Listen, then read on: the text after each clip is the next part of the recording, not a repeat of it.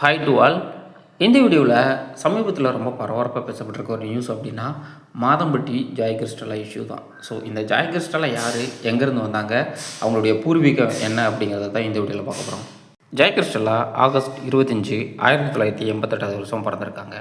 இவங்க அப்பா அம்மா எல்லாமே முதல்ல கன்னியாகுமரியில் இருந்திருக்காங்க. அதுக்கப்புறம் பார்த்திங்க அப்படின்னா இவங்க சின்ன வயசாக இருக்கும் பொழுதே சென்னைக்கு ஷிஃப்ட் ஆகிட்டாங்க. தன்னுடைய பள்ளி படிப்பு எல்லாத்தையுமே சென்னையில் தான் முடிச்சிருக்காங்க. அதுக்கப்புறம் பார்த்திங்க அப்படின்னா விஷுவல் கம்யூனிகேஷனை வந்து நம்ம சென்னையில் படித்து முடிச்சிருக்காங்க. அதுக்கப்புறம் பார்த்திங்க அப்படின்னா நிறைய டிவி ஷோக்களில் பார்த்திங்க அப்படின்னா இவங்க அசிஸ்டன்ட் டைரக்டராக ஒர்க் பண்ண ஸ்டார்ட் பண்ணிட்டாங்க. ஏன் அப்படின்னா சின்ன வயசுலேருந்தே இவங்களுக்கு ஃபேஷன் அண்ட் மீடியா ரெண்டு மேலேயுமே மிகப்பெரிய ஆர்வம். ஸோ கண்டிப்பாக இந்த துறை வந்து நமக்கு சூட்டாக இருக்கும் அப்படின்னு சொல்லிட்டு அப்பயே பர்ஃபெக்டாக இவங்களுடைய கேரியரை ஸ்டார்ட் பண்ணியிருக்காங்க. இவங்க பார்த்தீங்க அப்படின்னா ஸ்டார் டிவி, கேப்டன் டிவி அப்படின்னு சொல்லிட்டு நிறைய டிவி ஷோக்களில் இவங்க அசிஸ்டன்ட் டைரக்டராகவும் சில எபிசோடுக்கு பார்த்தீங்க அப்படின்னா இவங்க ப்ரொடியூசர் ஹெட்டாகவும் வந்து ஒர்க் பண்ணியிருக்காங்க.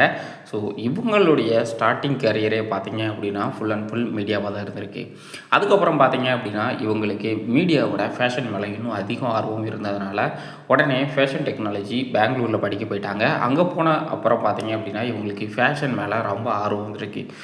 அந்த டைமில் தான் இவங்க 2016 ராஜதந்திரி அப்படிங்கிற ஒரு படத்துக்கு வந்து ஃபேஷன் டிசைனாக ஒர்க் பண்ண ஆரம்பிக்கிறாங்க. அதுக்கப்புறம் பார்த்தீங்க அப்படின்னா 2016, 17 காலகட்டங்களில் இவங்க தமிழில் மட்டுமே மோர் தென் 18 ஃபிலிம் வந்து ஒர்க் பண்ணியிருக்காங்க.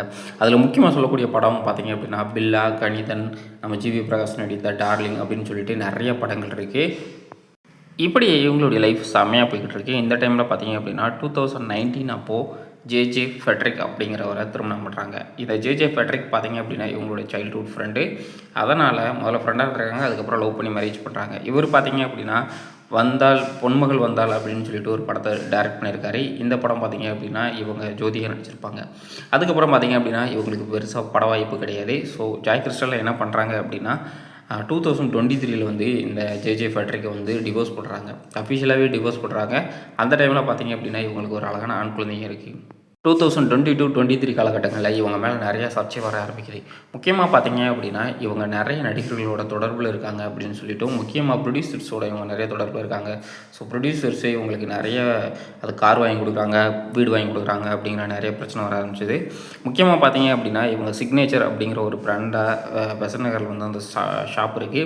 ஸோ அந்த ஷாப்பை ஓப்பன் பண்ணி வச்சதே பார்த்தீங்க அப்படின்னா ப்ரொடியூசர் செல்வா. அதுக்கப்புறம் பார்த்தீங்க அப்படின்னா நம்ம ஜிவி பிரகாஷ் அப்படின்னு சொல்லப்படுது. அதாவது அவங்களே ஓனாக காசு போட்டு அந்த பிராண்டை வச்சு கொடுத்தாங்க அப்படின்னு சொல்லப்படுது. பட் இது எந்த அளவு உண்மை அப்படிங்கிறது தெரியல. அதுக்கப்புறம் பார்த்தீங்க அப்படின்னா தான் 2033 அதாவது 2023 பார்த்தீங்க அப்படின்னா அந்த இயரோட எண்டில் பார்த்தீங்க அப்படின்னா நம்ம மாதம்பட்டி ரங்கராஜ், அதாவது சமையல் கலை நிபுணர் இருக்கார்ல, அவர் கூட பழக்க வழக்கம் ஏற்பட ஆரம்பிக்குது. இவங்க பார்த்தீங்க அப்படின்னா ஆரம்பத்தில் லிவ் இன் ரிலேஷன்ஷிப்பில் வாழ்ந்து இருந்ததாகவும், அதுக்கப்புறம் பார்த்தீங்க அப்படின்னா மேரேஜ் பண்ணிக்கிட்டோம் அப்படின்னு நிறைய வீடியோவில் தொடர்ந்து வெளியிட்டுக்கிட்டு இருக்காங்க. இவங்க இப்போ பார்த்திங்க அப்படின்னா 6 மந்த் நான் கன்சீவாக இருக்கேன், அந்த குழந்தைக்கு அப்பா பார்த்திங்க அப்படின்னா மாதம்பட்டி தான் அப்படின்னு சொல்லிட்டு மிகப்பெரிய பரபரப்பான ஒரு செய்தி வெளியிட்டிருக்காங்க. இது குறித்து மாதம்பட்டி தரப்புலேருந்து எந்த ஒரு விளக்கமும் கொடுக்கல. அவங்க டேரெக்டாகவே நாங்கள் வந்துட்டு என்ன சொல்கிறது கோர்ட்டை அப்ரோச் பண்ணிக்கிறோம் அப்படிங்கிற மாதிரி போய் ஆரம்பிச்சிட்டாங்க. முக்கியமாக பார்த்திங்க அப்படின்னா ஜாய் கிறிஸ்டலா மேலே அவங்க வந்து வழக்கு போடுறாங்க. இந்த மாதிரி எங்களுடைய பிராண்டை வந்து இவங்க டேமேஜ் பண்ணுறாங்க அப்படின்னு சொல்லிட்டு. இதை விட கொடுமையான விஷயம் என்ன அப்படின்னா மாதம்பட்டி ரங்கராஜுக்கு ஆல்ரெடி கல்யாணமாகி 2 குழந்தைகள் இருக்காங்க. அவங்களுடைய ஒய்ஃபே வந்து பார்த்திங்க அப்படின்னா ஒரு வக்கீல். அதுவும் இல்லாமல் அவங்க வந்து டிஎம்கேவோட என்ன சொல்லுது அந்த வக்கீல் பிரிவு இருக்காங்களா மகளிர், அந்த துறையிலையும் அவங்க வந்து ஒரு போஸ்டிங்கில் இருக்காங்க. ஸோ இவங்களுடைய பிரச்சனை வந்து இன்னும் இப்போ கொஞ்ச நாளைக்கு அப்புறம் ஒஞ்சிருமா அப்படின்னா கண்டிப்பாக கிடையாது. இது ஏதாவது ஒரு தீர்வு வரணும்.